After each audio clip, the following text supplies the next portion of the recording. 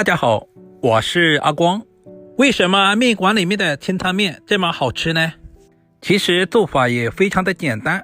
今天有時間，我就把麵館裡面的做法分享給大家，讓你在家裡面也能做出麵館裡面的味道。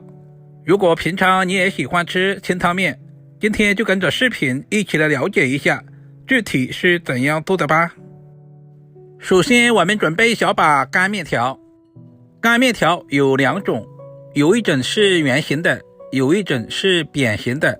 我個人覺得還是圓形的麵條更加容易成熟，而且口感會更好一些。這是我一個人的量，也不需要太多，一小把就可以了。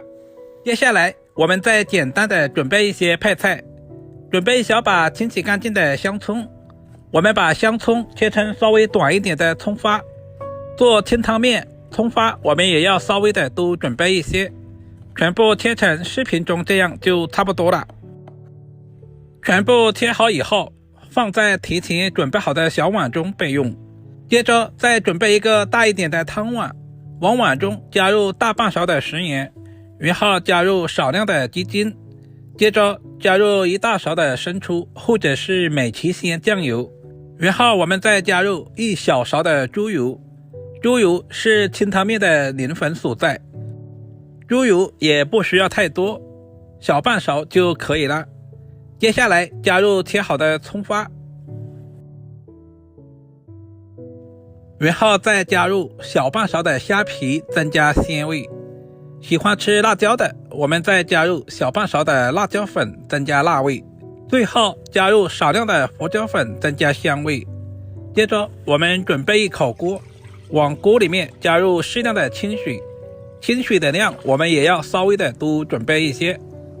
開大火，把鍋裡面的水燒至冒泡泡的時候，這個時候我們就可以下入麵條。很多朋友總是在糾結，到底是涼水下鍋還是開水下鍋。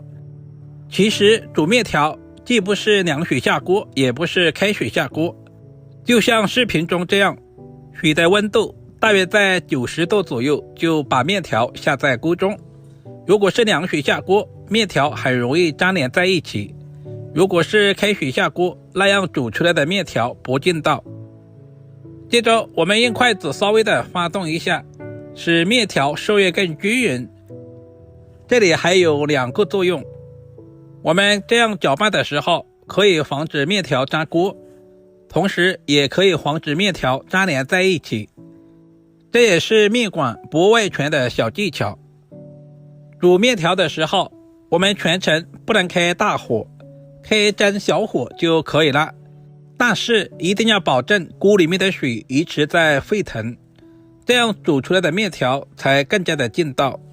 如果是開大火的話，麵條很容易糊鍋。隨着溫度的升高，現在的麵條已經完全的煮開了。接着往鍋中加入小半碗的涼水。俗話說3開餃子2開麵，也就是說在煮麵條的時候，麵條沸騰2次就可以了。如果在煮餃子的時候，一定要沸騰3次。隨着溫度的升高，鍋裡面的麵條再次沸騰了。我們煮麵條的時候，煮的時間千萬不能太長，大約在50秒左右就可以了。如果煮制的時間太長，麵條吃起來就不筋道。隨着溫度的升高，鍋裡面出現了大量的浮沫。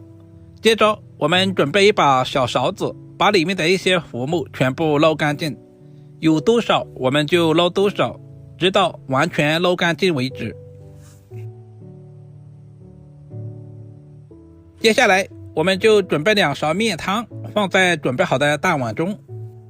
如果不喜歡用麵湯的，也可以加入開水。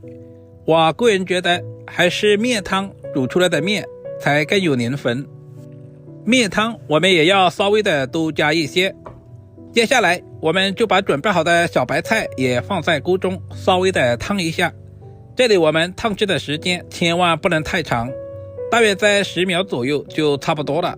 如果时间太长的话，小白菜很容易发黄，而且吃起来也不爽脆。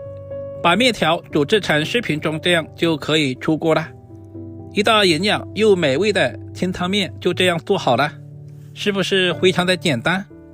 如果你也喜歡，就趕緊收藏起來試試吧。